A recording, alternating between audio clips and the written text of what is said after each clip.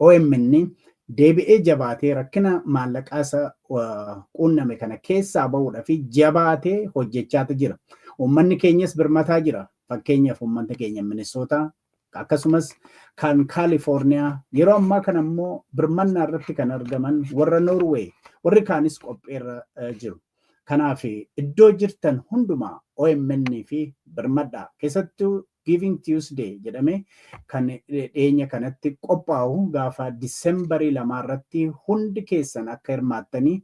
OMN maallaqaan jabeessitan gaafa isin maallaqaan immoo jabeessitan hojjettoonni fi bulchiinsi OMN jabaatee dhugaa Oromoo karaa dhugaatiin akkuma kana dura otoo taakkuu tokkorraan duubatti hin deebiin akka dhugaa Oromoo karaa dhugaa ibsuu itti fufaa siniin jedha. Kanaaf ergaan kiyyanni dhumaa Giving Tuesday dhufu yookiin kibxata dhufu akka addunyaatti adeemsifamu irratti